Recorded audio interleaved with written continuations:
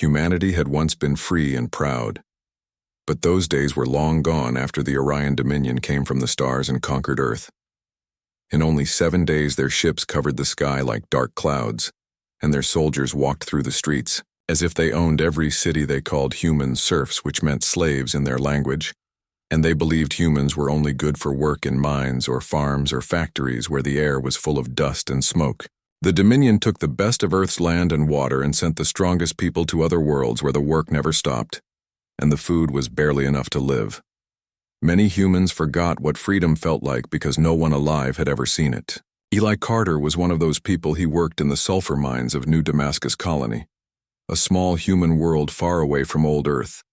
The air there was thick and yellow from the smoke, and every day Eli woke before sunrise when the alarms rang, put on his mask, picked up his tools, and walked down the tunnels with hundreds of other workers. They never talked much because the guards watched them from above with their cold metal eyes. The guards were not human. They were tall, gray-skinned, and covered in armor. Their voices sounded like metal scraping against stone. Eli had been working in the mine since he was a boy. He had no choice. His father had died from gas exposure, and his mother was sent to another colony. No one had heard from her since. He sometimes remembered stories his grandmother had told him when he was a child, stories about a time when humans had armies and ships that sailed among the stars. Stories about heroes who fought and never bowed to anyone. But those were only stories now, and no one dared to speak them aloud because the Dominion killed anyone who even whispered about rebellion. One day something changed. It started as a normal work shift. The air was hotter than usual and the sulfur dust made everyone cough.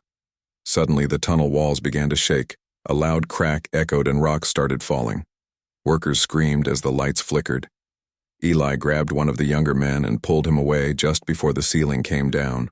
When the dust cleared, part of the tunnel was gone, buried under tons of stone. Eli and a few others began digging, hoping someone was still alive under the rubble. They worked for hours with their bare hands until they found an old chamber behind the collapsed wall. It was not part of the mine. It looked ancient. Inside the chamber, everything was covered in dust and rust. But there was something strange.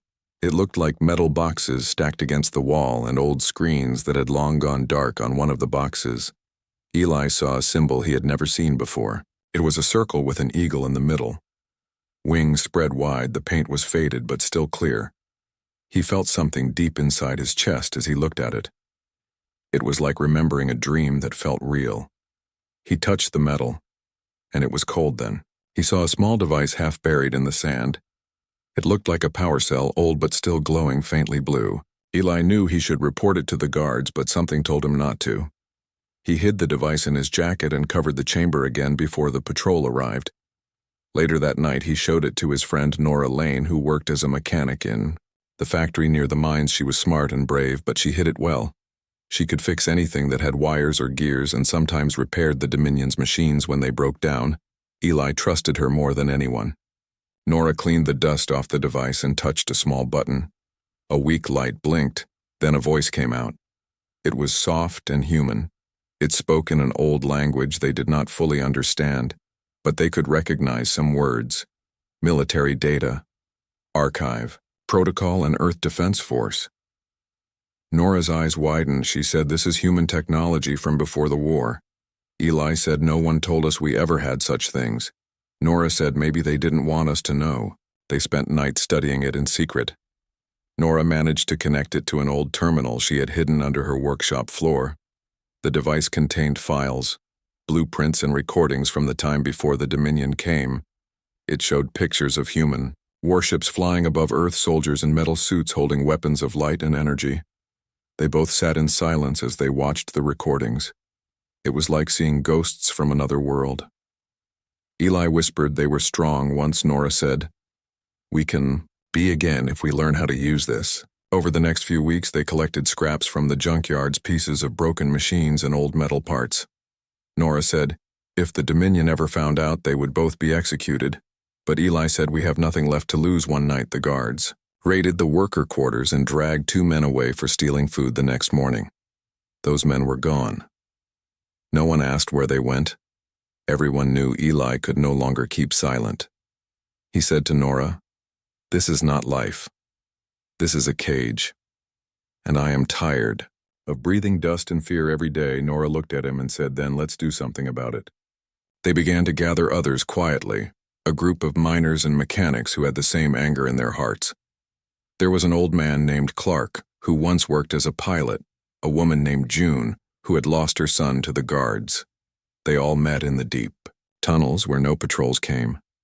Nora used the data from the device to rebuild a small weapon. One of the old kind, she called it a plasma cutter, though it looked more like a rifle. It took weeks to get it working. They hid it under the rocks and prayed. No one would find it. Then one afternoon, Commander Vral came to the mines. He was the overseer of the colony, and cruel even by Dominion standards, he ordered the execution of 10 workers, because production was low that week. Eli watched as the soldiers lined them up. Among them was the old man Clark, who had helped build the weapon.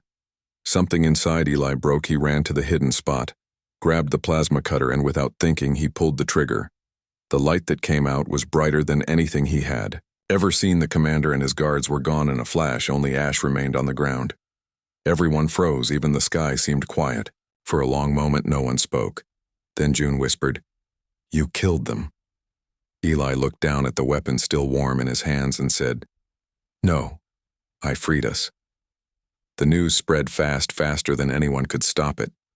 Whispers moved from worker to worker, from mine to farm, and soon everyone knew a human had killed the Dominion soldiers. The word serf began to sound different now. It sounded like a chain breaking. People began to believe the Dominion could bleed. That night, Nora came to Eli and said, "There is no turning back now." Eli nodded. He felt fear and fire at the same time. He looked up at the red sky filled with smoke and said, "They called us serfs, but they forgot what we really are." In the darkness, beyond the colony's walls, far out in the wastes, the hidden machines of the old world began to hum again. Small sparks of energy lit up where none had been for centuries, and though no one could see it yet, the first flame of rebellion had been born, and it would soon spread until the stars themselves would see its fire. After the death of Commander Vral, the mine was silent for 2 whole days. The guards who survived ran back to the outpost, and no one came to the tunnels again. People whispered that Eli Carter had done something impossible. He had killed Dominion soldiers and lived. No one had ever seen that before. Even the bravest of humans never dared to touch a guard. But now it had been done, and the story spread like a storm across the colony. It reached the farms and the machine factories. It reached even the small towns that still had human children running in the dust for the first time in generations. People felt hope, but also fear, because they knew the Dominion would not forgive what had happened. Eli stayed hidden in the deep tunnels with Nora Lane and the others. They had moved everything to a secret place under the sulfur pits where the air was too heavy for the guards to come. Nora was working on the plasma cutter again. She said, "We need to make more of these if they come. We cannot fight with our hands." Eli said, "We need to move before they find us."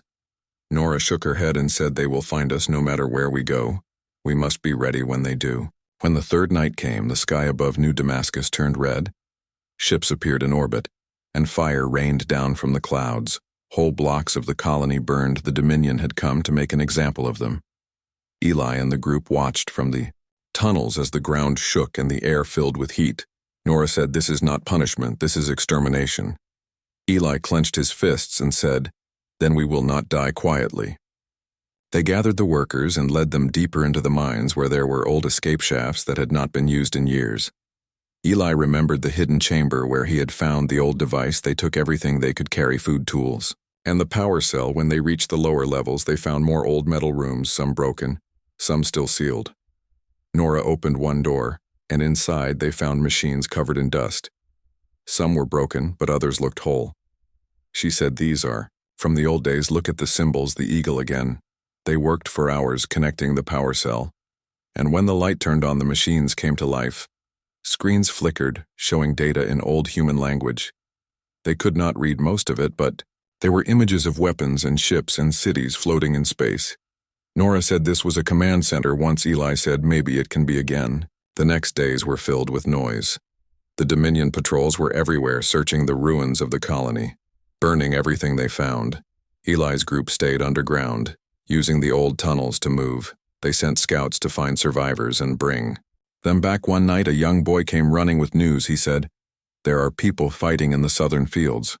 Humans with stolen weapons." They are killing the guards.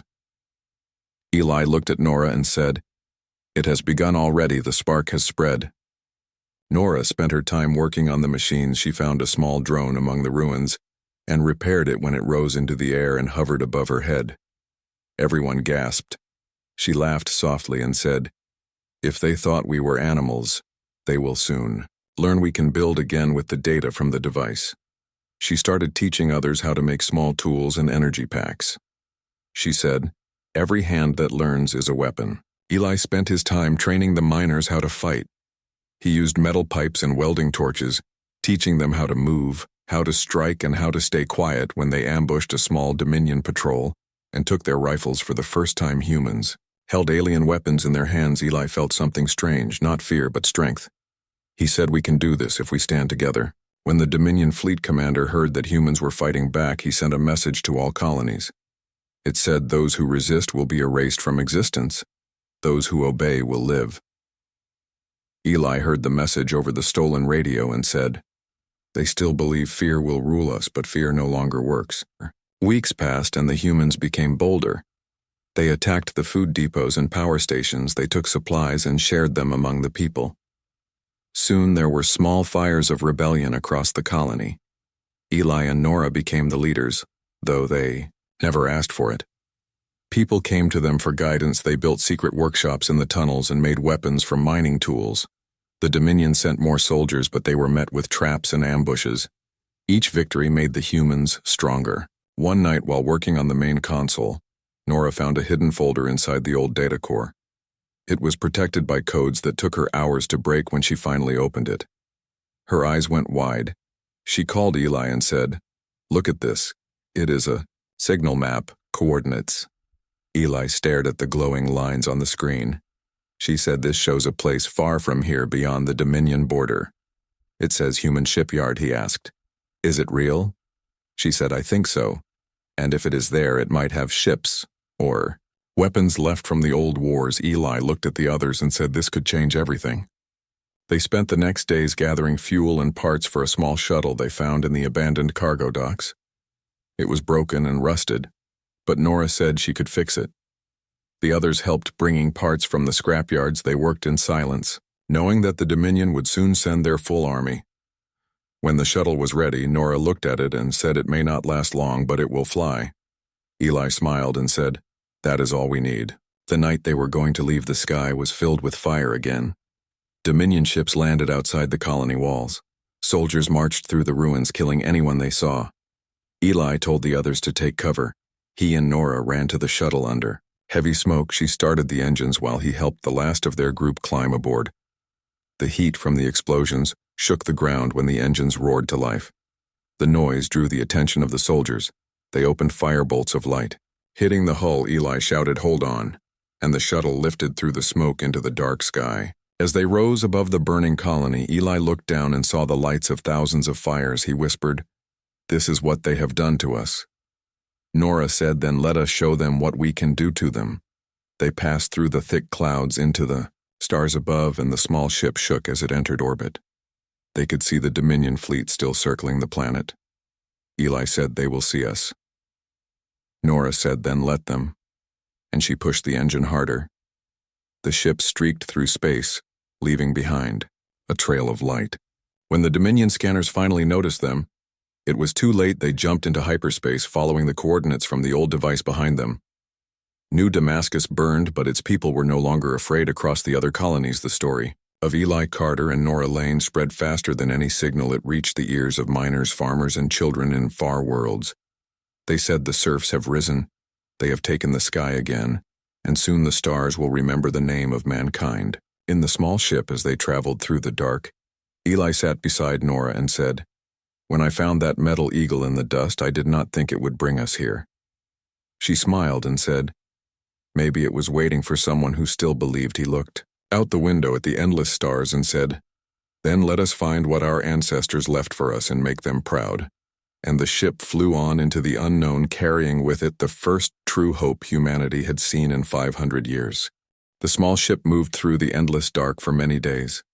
The stars looked still, but the engines hummed with steady power. Nora Lane sat near the control panel, watching the old human maps that flickered on the screen. Eli Carter sat beside her, staring into the black. He could not sleep much since they left New Damascus. Sometimes he thought about the people they had left behind, but he also knew that many of them were still alive and fighting.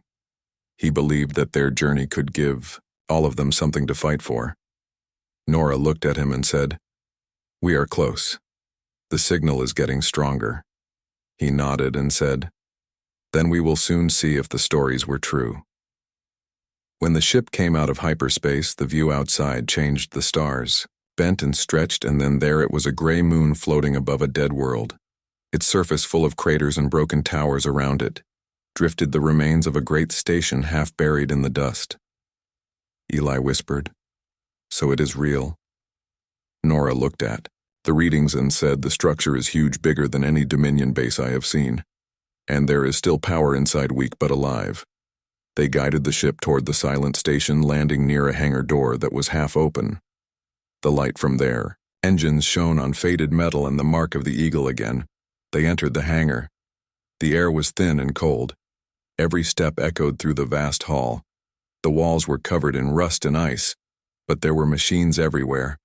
Old human machines, tanks, ships, suits, and tools, everything left frozen in time. Nora moved slowly, touching the metal. She said, "This is a human shipyard, I can feel it." Eli said, "If even one of these ships still works, we can fight them for real." Nora said, "First we need to find the control room." They walked through the corridors, following signs in the old language, until they reached a chamber with a dark console. She connected her tool and sent a spark through the wires. After a few seconds, the screens flickered, and a voice filled the room. It said, "Identity unknown. Please confirm origin." Eli stepped forward and said, "Human from Earth." The voice paused, then said, "Welcome, descendants of Earth." Initializing core system lights turned on across the hall. The hum of energy filled the air. The machines began to move slowly, as if waking from a long sleep. Nora smiled and said, "I cannot believe it. It still works." The voice spoke again, saying, "This station is property of the United Earth Defense Force, last access. Recorded 512 years ago," Eli said. "Can you tell us what happened?" The voice said, "System corruption detected, but core archive intact. Humanity lost contact during the Orion War. All commands ceased." Eli looked at Nora and said, "They were fighting them back then, the same Dominion?" Nora nodded and said, "We were not conquered easily after all." They followed the directions the system gave them through long corridors until they reached the main hangar, where a massive shadow stood. It was a ship longer than any they had seen, its hull black and silver, with the name still clear, Vigilant Dawn. Nora felt her breath stop. She said, "This ship looks alive." Eli said, "Maybe it still is." They climbed up the side through an open hatch inside. They found rows of control panels, dark but clean. Nora started checking every system she could find. The main power was low, but still there. She said, "If we can connect the core from the station, we might wake it fully. The Dominion could never imagine this still exists." Eli said, "Then we will make sure they never forget." For the next few days they worked without rest. They repaired conduits, replaced wires, and cleaned the old reactors. Eli helped move heavy panels while Nora directed the others with calm voice. She said, "This ship is a miracle.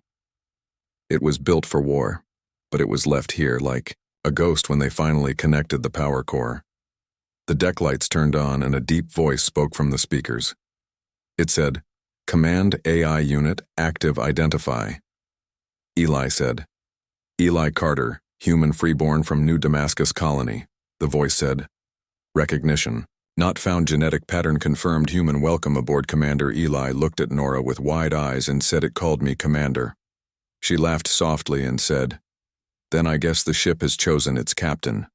The Vigilant Dawn began to awaken, engines humming deep below and air filling the halls. The AI guided them through the controls, teaching them how to manage the systems. It even showed them how to use the ship's defenses and weapons.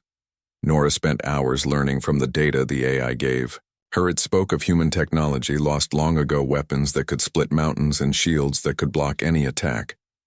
Eli watched the stars outside and said, "This ship could change everything." Nora said it already has. It means we were never broken, only sleeping. When the first power surge reached full capacity, the ship's sensors detected movement outside. Dominion patrol ships had entered the system, scanning for energy readings. Eli said they must have tracked us. Nora said we are not ready yet, but the AI said weapons online, hull integrity stable, awaiting command. Eli looked at Nora. She nodded and said, "Then let us see what this old ship can do." He gave the command to fire one cannon. The light that came from the side of the Vigilant Dawn was like a new sun. It hit the nearest Dominion cruiser and tore it apart in silent space filled with debris. Eli and the others watched in shock. The AI said, "Target destroyed, remaining hostiles approaching." Eli said, "Prepare all systems. We fight now." The Dominion fleet tried to surround them, dozens of ships firing beams of energy, but the Vigilant Dawn moved with speed. No one expected. Its shields glowed bright, taking hit after hit, while its cannons fired back one by one. The Dominion ships exploded. The humans inside cheered. They had never seen such power before. Nora said, "We are rewriting history." Eli said, "No. We are taking it back." After hours of battle, the last Dominion ship tried to flee, but the AI locked on and fired the final beam, cutting it in two. Silence returned to space. Eli sat down, breathing hard, his hands shaking. He had just led the first human victory in centuries. Nora placed a hand on his shoulder and said, "This is the beginning, not the end." He nodded and said, "Yes, the beginning for all of us." They used the ship's long-range system to send a message across human worlds. It said, "We are freeborn. We have a ship. We have the fire of Earth. Join us. Rise again." Across the stars, the message spread through secret networks and hidden radios. Humans in mines and farms and cities heard the voice of Eli Carter. They whispered the words again and again until they became a call. "The Serfs have taken the sky. The Serfs have burned the Dominion ships." Soon rebellion started everywhere. Dominion control began to break. The rulers who had once mocked humanity now spoke of fear. Their fleets gathered to face the new threat, but the legend of the Vigilant Dawn grew faster than their ships could move. Inside the great ship, Eli and Nora stood on the bridge watching the stars. The AI said more human signals detected across multiple sectors. Rebellion levels rising. Eli said, "They are waking." Nora smiled and said, "Yes, they are finally waking." They watched as the broken worlds of humans began to burn, not with destruction but with light signals of defiance blinking across the void. The galaxy that had once called them slaves now whispered another name, the name of the species that refused to kneel. Eli said to Nora, "Once they called us serfs." She looked at him and said, "Then let us remind them what we truly are." And the Vigilant Dawn turned toward the stars, engines bright as fire, leading the way for a reborn humanity. The Vigilant Dawn moved through space, carrying Eli Carter, Nora Lane, and the small group of humans who had first awakened it. The stars stretched endlessly around them, but they were not alone. Dominion ships patrolled the sectors, trying to locate the hidden human shipyard. Eli watched the scanners and said, "There are more approaching than before." Nora replied, "We cannot fight them all here. We need a plan." The AI spoke calmly. "Weapons ready. Shields active. Suggested course to hidden coordinates." Eli nodded, then said, "Take us there." They followed the route through an asteroid field where the rocks moved slowly like ghosts in space. The Dominion ships tried to follow, but many were destroyed by the field or forced to turn back. The humans worked together, preparing for what they might find at the end of their journey. After days in space, they arrived at a gray moon far from any human colony. The surface was barren and cold, covered in craters, but in one valley something caught their attention. A hangar hidden beneath the rock entrance, sealed with metal doors. But energy readings showed life inside. Eli said, "This is it. This must be the old human arsenal." Nora checked the readings. She said, "The systems are ancient but still functional. We might find weapons or ships left from the wars before the Dominion came." The AI said, "Docking procedure possible." Eli and Nora guided the Vigilant Dawn carefully down the slope toward the hangar. The engines hummed as the hull scraped slightly on the rocky surface. They landed, and the doors slowly opened inside the hangar. Everything was dark and still, but rows of ships stood frozen in the shadows, some half buried in rock, others covered in dust and ice. They explored cautiously. Nora led, the Wei using a small light to see the panels on the walls, some consoles flickered weakly. She said these are maintenance stations from before the war. Eli ran his hands along the metal of one ship. It was larger than anything he had seen before. He said, "This is incredible." Nora said, "If we can get even one of these working, we can strike the Dominion anywhere," and the group moved to the largest ship in the hangar. It was almost untouched by time. The AI said, "This is a Dreadnought-class vessel. Name: Vigilant Dawn." Eli whispered the name and felt a strange pride. The ship seemed alive under his hands. Nora started connecting the power cores and repairing the old conduits, while Eli helped move heavy panels and clear debris. It took days of work, and they slept only in shifts when the lights in the ship finally came on. The hum of energy filled the hangar. A deep voice spoke from the speakers. "Welcome, descendants of Earth, activating command protocols." Eli stepped forward and said, "We are human and we are freeborn." The voice paused, then said, "Recognition confirmed. Welcome, Commander." Eli looked at Nora and said, "It called me Commander." She smiled softly and said, "Then it has chosen you to lead." The Vigilant Dawn began to awaken fully. The engines glowed and the weapons systems came online. The AI taught them the old human tactics, showing them how to use energy cannons, missile bays, and defensive shields. It even activated long-range communication systems. They sent signals into the void, calling to any humans still alive in hidden colonies. The messages spoke of freedom, fire, and the power that had been lost for centuries. While they prepared, the Dominion detected their activity, and a fleet moved to intercept them before they could leave the moon. Eli and Nora gathered their small human crew and made a plan. They knew they could not win with numbers alone. So they used the asteroid field around the moon as cover. The Vigilant Dawn could move faster and strike harder than anything the Dominion expected. They positioned their ship and waited until the enemy fleet was within range. The battle began. Suddenly, the Dominion ships fired. First energy beams lit the dark void, but the Vigilant Dawn dodged with speed and accuracy. The AI guided the ship, and Eli gave commands. The weapons fired one by one. Plasma beams cut through the cruisers as if they were paper. The humans cheered. As the first wave of Dominion ships exploded, debris filled the space around them. The remaining ships tried to flee, but the AI calculated every movement, and the cannons fired again. Each shot precise, each strike deadly. Hours passed, and the fight continued. The Dominion fleet underestimated the humans and their ancient technology. They had never seen weapons like these before, and they did not understand that humans could adapt faster than their machines. The Vigilant Dawn moved like a shadow, in the void, striking hard and disappearing behind asteroids when a cruiser tried to flank them. Eli ordered the energy cannons to fire a wide beam. It tore the cruiser apart before it could reach them. Nora monitored the power levels and said, "We can keep this up for hours if we are careful." The AI said all systems stable, waiting further orders. When the last of the Dominion ships tried to retreat, Eli gave the command to fire the main cannon.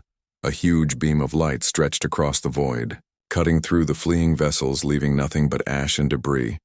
The humans cheered for the first time in centuries. They had destroyed an entire Dominion fleet with a single ship. The AI said, "Mission successful. All hostiles destroyed." Eli said, "This is only the beginning." Nora smiled and said, "The galaxy will remember that humanity has returned." After the battle, they repaired the ship and collected any surviving humans who had been hiding on the moon.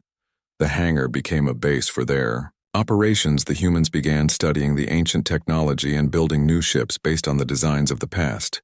They used the data from the AI to make weapons, shields, and faster engines every day. More humans joined them from hidden colonies. They brought supplies, knowledge, and courage. The Dominion tried to send messages demanding surrender, but the humans ignored them. They sent their own signals across the sectors, calling all humans to rise. Eli said, "We have to show them that fear cannot bind us." Nora said, "Yes, and we must teach every human how to fight for themselves." The AI said, "Optimal strategy is to mobilize fleet and coordinate uprisings across multiple systems." The humans listened carefully. They were learning how to be a force that the Dominion could not crush. Eli and Nora led training exercises with the survivors. They taught them how to operate ships, how to fire weapons, and how to think like humans who had once ruled the stars. They drilled day and night, preparing for the next Dominion attack. Each success built their confidence and unity. They learned that together they were stronger than the enemies who had ruled them for centuries. When the Dominion finally arrived with a larger fleet, the humans were ready. The Vigilant Dawn led the attack using speed, intelligence, and firepower. No Dominion ship could match their tactics. The human fleet, small but determined, struck hard and avoided unnecessary loss of life. They destroyed supply lines, captured resources, and freed enslaved humans across the sectors. Eli said, "We are not just fighting for ourselves, we are fighting for every human they had ever called serf." The victory over the Dominion fleet made the humans believe in themselves like never before. Colonies that had been quiet started to rise. Their people learned from the signals of the Vigilant Dawn and joined the rebellion. The galaxy began to see humans as a threat, not a species to be controlled, but a force to be respected, even feared. The Dominion knew that the fire had begun, and it could not be stopped. Eli looked out at the stars one night from the bridge of the Vigilant Dawn and said to Nora, "We have come far, and yet there is so much to do," she replied. "Yes, but every star we reach, every human we awaken, we are closer to freedom." He nodded and said, "Then let us burn brighter than ever before." The AI spoke softly, engines running, shields, strong weapons ready, awaiting further command. The humans smiled, knowing the fire was in their hands and nothing could take it away from them. The human fleet moved through the void like a growing storm. Dominion ships scrambled to stop them, but the humans were faster, smarter, and stronger than they expected. Eli Carter stood on the bridge of the Vigilant Dawn, watching the stars blur past. He felt the weight of every human who had been called a serf and every world that had been stolen by the Dominion. He said to Nora Lane, "We have come far, but this is the moment we prove we are no longer slaves." She nodded, her eyes shining with determination.